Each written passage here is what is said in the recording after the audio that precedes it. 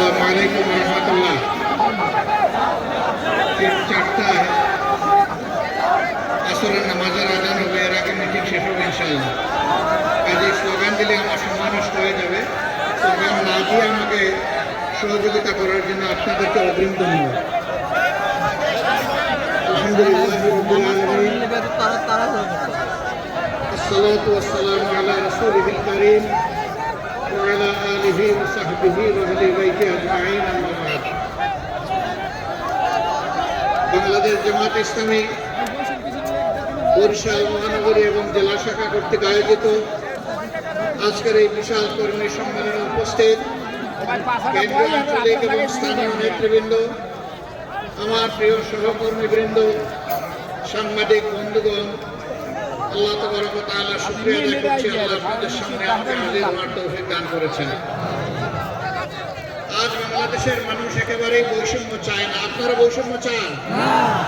এই জন্য পিছনে বসা ভাইদের সামনে কিছু সাংবাদিক দাঁড়িয়ে আছেন, আর সাংবাদিক বন্ধুদেরকে ওনারা পিছন থেকে বলতেছেন আপনারা বসেন বসেন, মানে ওনারা বৈষম্য চায় না।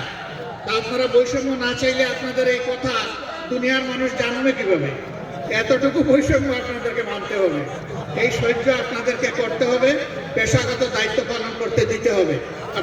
আপনারা রাজি আছেন তো ইনশাআল্লাহ? আলহামদুলিল্লাহ। আমি টুকরা টুকরা বক্তব্য রাখবো। আজকে এখানে বরিশালের নেতা, মহানগরী আমির, তিনি অনেকগুলা সঙ্গত দাবি উত্থাপন করেছেন। যোগাযোগ বিষয়ে, গ্যাস সরবরাহ বিষয়ে এবং আরো অনেকগুলা নদীমাতৃক বিষয়ে দৃষ্টি আকর্ষণ করেছেন। সবগুলোই সঙ্গত। আমাকে লোকজন জিজ্ঞেস করে আপনার ঠিকানা কি?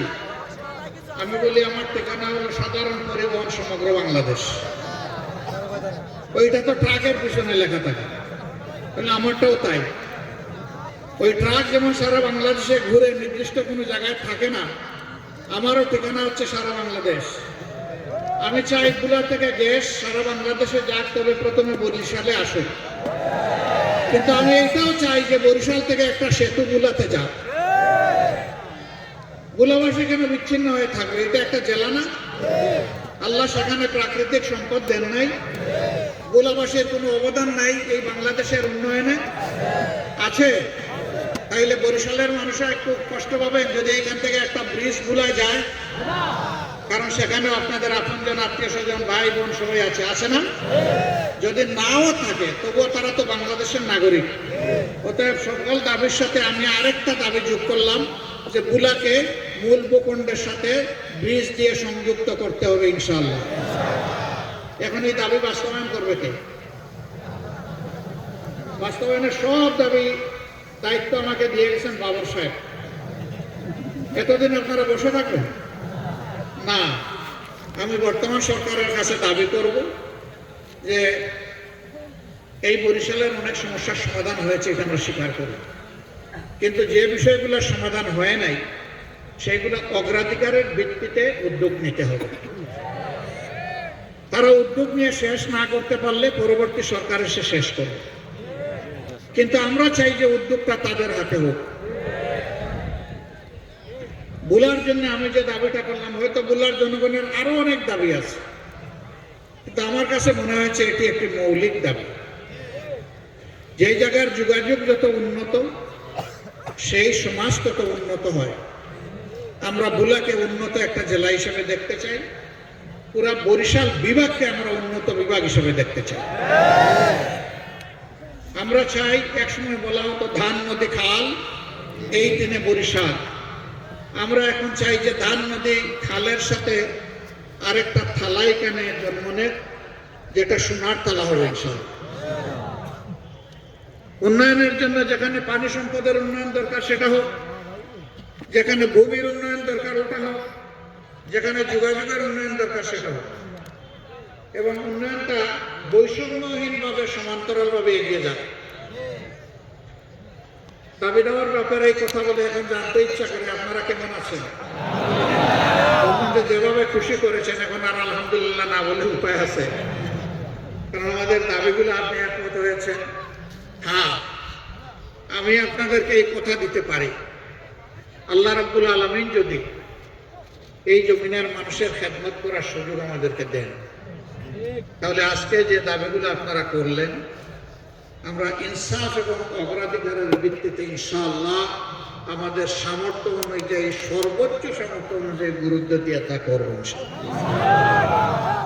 এখন আমরা গেলাম না ক্ষমতায়, আল্লাহর ইচ্ছা হলো না, জনগণের ভালোবাসা একটু কম পেয়ে আমরা হয়তো বা অপোজিশন গ্যালারিতে বসলাম, তখন কি হবে? ইয়েস, তখন এই দাবিগুলো আদায়ের জন্য আপনাদের যে আওয়াজ উঠবে, আপনাদের আওয়াজের সাথে আমাদের গোলা মিলে যাবে ইনশাআল্লাহ। এই দাবি আদায়ে আপনাদের হাত যখন উঠবে, তখন তার সাথে ইনশাআল্লাহ আমাদের হাত উঠবে। দাবিগুলা পরিপূর্ণভাবে আদায় না হওয়া পর্যন্ত আপনাদের সাথে আমরা থাকব। প্রিয় বরিশালবাসী, বাংলাদেশ আমাদের সকলের জন্মভূমি। মুসলমান, হিন্দু, বৌদ্ধ, খ্রিস্টান, এই চার ধর্মের লোকেরা মিলেমিশে যুগ যুগ ধরে এখানে আমরা বসবাস করি। আমাদের মধ্যে ধর্মীয় সম্প্রীতি আছে, সামাজিক সম্প্রীতি আছে, কিন্তু একটা গোষ্ঠী বাংলাদেশকে 23.5 বছর শাসন করেছে বিভিন্ন পর্বে। তারাই বাংলাদেশকে এক থাকতে দেয়নি, জনগণকে ভাগ ভাগ, টুকরা টুকরা বিভক্ত করেছে। মুক্তিযুদ্ধের পক্ষ বিপক্ষ, মেজরিটি মাইনরিটি, বিভিন্ন ধরনের ভাগে বিভক্ত করেছে। তারপরে নিজেদের দল, এটা এক জাত, এটা এক কম। এই জাতের বাইরে যারা আছে তাদের দৃষ্টিতে তারা কেউই আর জাতি না, তারা অন্য কিছু। আমরা আমাদের সন্তানদের সাথে কণ্ঠ মিলিয়ে রাস্তায় নেমেছিলাম ফ্যাসিজমকে বিদায় করার জন্য। 15.5 বছর আমরা দফায় দফায় আন্দোলন করেছি, সংগ্রাম করেছি। ফ্যাসিজম বিদায়ের হয়তো আমরা ভিত রচনা করেছি, কিন্তু রাজনৈতিক আন্দোলনের মাধ্যমে আমরা বিদায় করতে পারি নাই।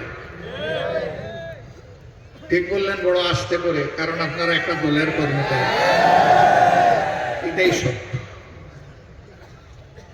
শেষ আন্দোলনটা রাজনৈতিক ছিল না, ছাত্র যুব সমাজের একটা অধিকারের আন্দোলন ছিল। তারা অযৌক্তিক কোটার সংস্কার দাবি করেছিল, আর সরকার তাদেরকে দমন করার জন্য হাতুড়ি বাহিনী পাঠিয়েছিল। ওরা আমাদের ছেলেদের পিটিয়েছে, আমাদের কলিজার টুকরা মেয়েদেরকেও পিটিয়েছে। এই অবস্থা দেখে একটা ছেলে বিদ্রোহী হয়ে উঠেছিল, কেন তুই আমার বোনের গায়ে হাত দিলে?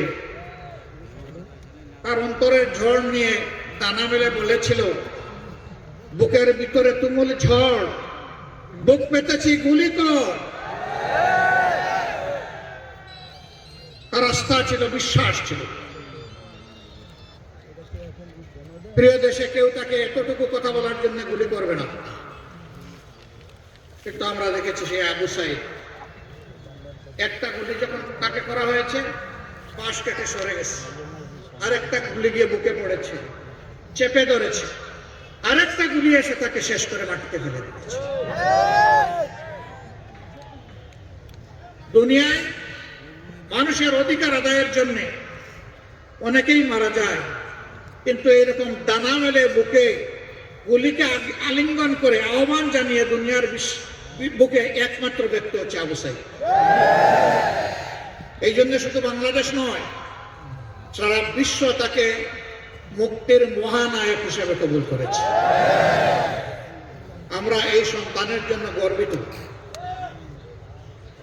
এই জন্য সর্বপ্রথম শহীদদের খোঁজখবর নিতে গিয়ে আমরা চেষ্টা করেছি শহীদ আবু সাইদের মা বাপের কাছে যেতে। আমরা তাদেরকে ধন্য করতে যাইনি, আমরা নিজেরা ধন্য হতে গিয়েছিলাম। কারণ এই মা বাবা বড়ই সৌভাগ্যবান যে তারা আবু সাইদের মতো সন্তানের জন্ম দিয়েছে। আমরা গিয়েছিলাম সম্মানিত হতে, আমরা গিয়েছিলাম তাদের কাছ থেকে দোয়া চাই যে আবু সাইদ যে জন্য লড়াই করে জীবন দিয়ে গেছে, এই লড়াইয়ের চূড়ান্ত বিজয় পর্যন্ত আমরাও যেন লড়াই চালিয়ে যেতে পারি, আমাদেরকে দোয়া করে দেন। তারা দোয়া করে দিয়েছেন, আমাদের শক্তি অনেক বেড়েছে। এই আন্দোলনে মুগ্ধ নামের একটা ছেলে রাস্তায় নেমেছিল যোদ্ধাদেরকে লড়াইয়ের ময়দানে পানি পান করানোর। পানি পান শেষ হওয়ার পরে সেও সামিল হয়ে গিয়েছিল। সে চিৎকার দিয়ে দিতে বলতো, ভাই পানি লাগবে, ভাই পানি। সেই ছেলেটাকে গুলি করে শেষ করে দিল। যুবতী সুমাইয়া ঢাকার নারায়ণগঞ্জে সাইনবোর্ডে দাঁড়িয়ে নিজের বারান্দায় দাঁড়িয়ে বাইরের দৃশ্য দেখছিল, কি চলছে সেখানে। আকাশ থেকে হেলিকপ্টার থেকে ছুলা গুলি এসে তার বুক এফুড় অফুড় করে চলে গেল। 2-2.5 মাসের একটা বাচ্চা ছিল, তাকে মৌলার হাতে রেখে সে দুনিয়া থেকে চলে গেছে। আমরা তার বাসায় গিয়েছিলাম, বাচ্চাটাকে তুলে নি। বাপ তখন বলেছিল ওই বাচ্চা, আমি একজন গার্মেন্টস কর্মী, গরিব মানুষ, সুখের সংসারে ছিলাম, যা ছিল তাই দিয়েই চলতাম। এখনো এত আল্লাহ নিজেকে যা রেখেছেন চলবে। আমার এই বাবুটা যেদিন বড় হয়ে মুখে কথা ফুটবে, মা ডাকার আর কাউকে খুঁজে পাবে, মা ডাকার কোনো মানুষ সে খুঁজে পাবে না। আল্লাহ তাআলার উপর ভরসা করে আমরা বলেছিলাম, এক মা বিদায় নিয়েছে, সে কোটি মা পাবে ইনশাআল্লাহ। আমরা বলেছিলাম 2,60,00,000 মানুষের সংগঠন বাংলাদেশ জামাত ইসলামী। আমরা এই বাচ্চার দায়িত্ব মহান আল্লাহর উপর ভরসা করে কবুল করলাম। এখন আমাদের ঘরে যে কয়টি মেয়ে লোক আছে সবগুলো ওর মা। আলহামদুলিল্লাহ, সেই দিন থেকে এই বাচ্চা, এই পরিবারের পাশে আমরা আছি। রাজশাহীতে গিয়েছিলাম এক গরিব পরিবারের শহীদ বন্ধুটির খবর নিতে। মিনারুল নামটা, সে নারায়ণগঞ্জে গার্মেন্টস শ্রমিক ছিল, বাড়ি তার রাজশাহী। ওই সময়টা সে গিয়েছিল বাড়িতে। আন্দোলনের তুমুল উত্তাল সময়ে 3 তারিখ আগস্টে সেও রাস্তায় নেমে যায়। 3 তারিখ লড়াই করে কিছু আহত হয়ে ঘুরে ফিরে আবার 4 তারিখ সকালে চলে যায় এবং শেষ পর্যন্ত লড়াই করতে করতে আল্লাহর দরবারে সে চলে গেল। আমরা তার পরিবারকে দেখতে গিয়েছিলাম, পরিবারের সদস্যরা এসেছিলেন। সবাইকে জিজ্ঞেস করার এক পর্যায়ে আমার স্ত্রীকে জিজ্ঞেস করলাম, মা তুমি কেমন আছো? বললো আলহামদুলিল্লাহ, আমি ভালো আছি, বলেই কেঁদে দিল। এখন আর কিছু বলতে পারে না। অনেকক্ষণ পরে নিজেকে সামলিয়ে বলল, গরিবের সংসারে ভালোই ছিলাম, আল্লাহ তো আমার স্বামীকে নিয়ে গেলেন, আমি নিজে 6 মাসের অন্তঃসত্ত্বা, আমার গর্বের এই বাচ্চাটার কি হবে?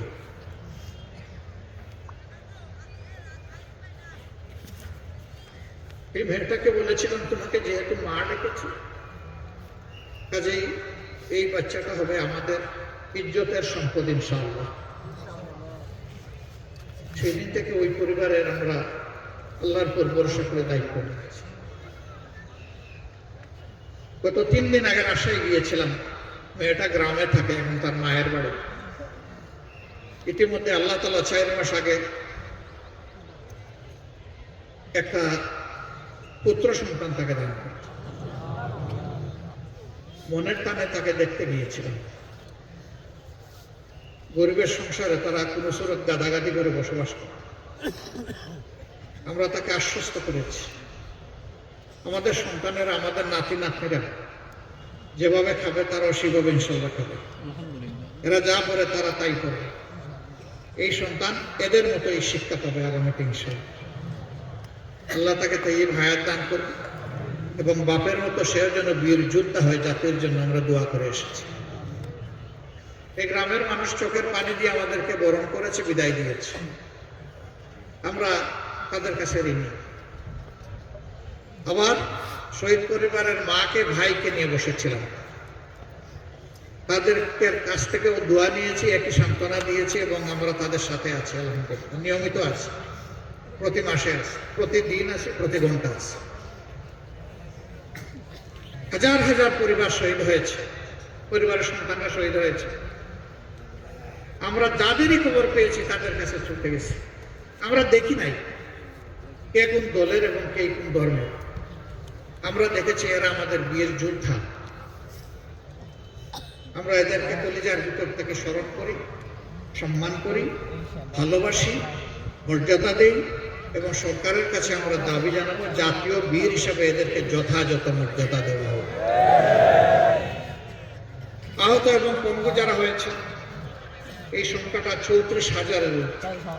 দুই চোখ হারিয়ে একেবারেই দুনিয়ার আলো নিভে গেছে, এর সংখ্যাটা 500। এর বাইরে এক চোখ হারা 700। মেরুদণ্ডে বুলেট বিদ্ধ হয়ে অবচেতন হয়ে হাসপাতালের বেডে কিংবা নিজের বাড়িতে পড়ে আছে এই সংখ্যাটা 250।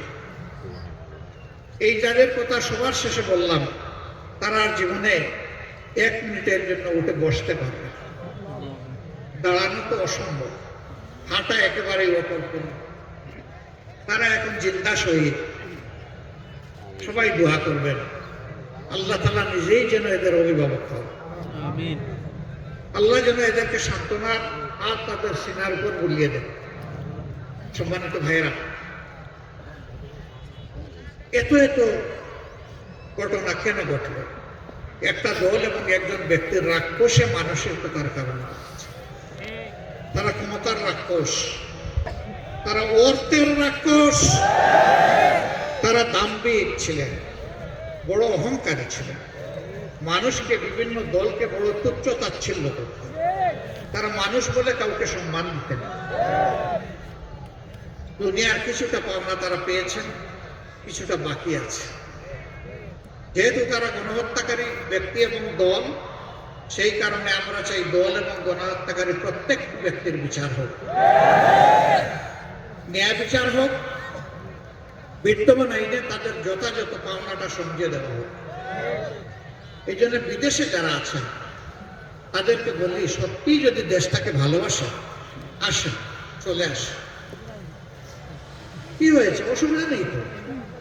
আপনাদের আমলে তো আমরা দফায় দফায় জেলে গিয়েছি, তো জেলে থেকেছি, আমাদেরকে কেমন রেখেছিলেন। এখন আসলে আপনারা সেটা না হয়ে একটু দেখার সুযোগ পেলেন, একটু দেখেন এসে। আপনারা মিথ্যা মামলায় সাজানো সাক্ষীকে পাতানো আদালত দিয়ে আমাদের নেতৃবৃন্দকে ফাঁসি দিয়েছেন, খুন করেছেন। কিন্তু আপনারা তো প্রকাশ্য দিবালোকের খুন করেছেন। দেশবাসী সাক্ষী, বিশ্ববাসী সাক্ষী। আপনারা তো খুন করতে করতে এমনও করেছেন, লাশ গুম করতে উড়াতাড়া করে ট্রাকের উপর একটার পর একটা লাশ ছুঁড়ে মেরেছেন, স্তম্ভিত লাশের উপর পেট্রোল ছিটিয়ে আগুন করে দিয়েছে। কোথায় ছিল আপনাদের মানবিক সত্তাটুকু? কিভাবে আপনারা তা পারলেন? এই নির্দেশ দিলেন, এই গণহত্যা সংগঠিত করলেন, ইন্টারনেট বন্ধ করে দিয়ে যাদেরকে লাশ করেছিলেন তাদের লাশগুলা গুম করলেন। আজও অনেক জায়গায় গেলে অনেক মানুষ এসে হাত ধরে কেঁদে ফেলে, বলে কেউ কেউ তো তাদের বাবার লাশ পেয়েছে, কবর পেয়েছে। আমি আমার বাবার ভাইয়ের সন্তানের স্বামীর লাশটা কোথায় আছে, বেঁচে আছে না মারা গেছে, আজ পর্যন্ত জানতে পারলাম না। এদেরকে আমরা কি সান্ত্বনা দেব? তাই তো করেছি। এখন কেউ কেউ আমাদের কাছে জানতে চায়, আগামীতে সুষ্ঠু নির্বাচন হলে ওই গণহত্যাকারী দল বাংলাদেশের নির্বাচনে অংশগ্রহণ করতে পারবে কি? আমরা বলি আগে গণহত্যার বিচারটা হোক, ক্ষতিগ্রস্ত লোকেরা আগে তাদের ইনসাফটা পাক, তারপরে তারাই রায় দিবে যে ওনারা এই দেশে রাজনীতি করার অধিকার রাখেন কিনা। রাজনীতির নাম যদি গণহত্যা হয় তাহলে এমন দল বাংলাদেশের জনগণ বরদাস্ত করবে না। রাজনীতির নাম যদি জনকল্যাণ হয় তাহলে জনগণ যাকে পছন্দ করবে তাকে বরণ করে নেবে। আওয়ামী লীগ প্রমাণ করেছে তারা কোনো রাজনৈতিক দল নয়, বরঞ্চ গণহত্যাকারী একটা সিন্ডিকেট। আমরা যা বললাম, আওয়ামী লীগ আদালতে গিয়ে তা প্রমাণ করুক যে আমাদের কথা সত্য না মিথ্যা। আমরা লীগকে আহ্বান জানাই, প্রিয় ভাইরা, সবচেয়ে বেশি কষ্ট দেওয়া হয়েছে জামাত ইসলামী।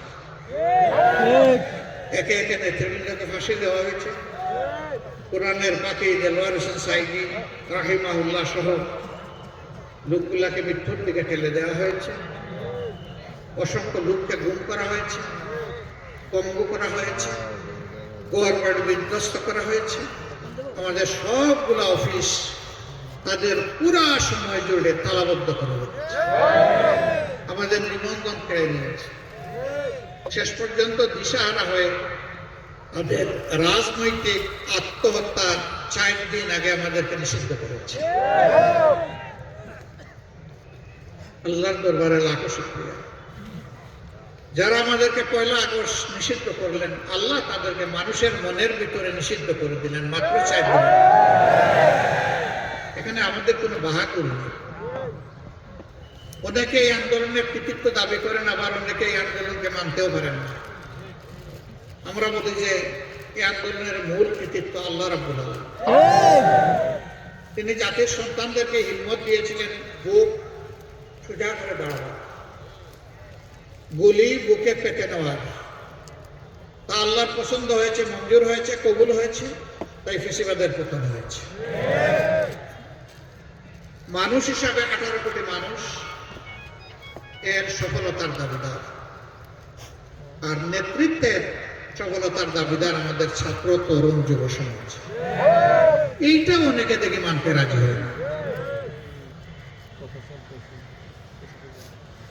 নামাজের আজানের সময় হয়ে গেছে, আমি আর কথা বাড়াবো না। আমি শুধু বলবো, অতীতে যা হয়েছে সাক্ষী জনগণ। অতীতের সমস্ত দুঃশাসন এবং দুর্নীতিকে আসুন পায়ের তলে কবর দিয়ে আমরা সামনে এগিয়ে যাই। আমরা দল, মত, জাতি, ধর্ম নির্বিশেষে একটা ইনসাফের বাংলাদেশ গড়ে তুলি, একটা মানবিক বাংলাদেশ গড়ে তুলি। চাঁদাবাজ, লুণ্ঠনকারী, দখলকারী তাদেরকে জানিয়ে দেই, তোমাদেরকে আর বাংলাদেশ কবুল করবে না। ফেসিবাদ বিদায় হয়েছে, এই দেশে আর ফেসিবাদী হয়ে কেউ মাথা তুলতে পারবে না। এই আওয়াজ বাংলাদেশের ঘরে ঘরে আজকে তুলতে হবে। জাতিকে ঐক্যবদ্ধ হয়ে সামনে আগাতে হবে।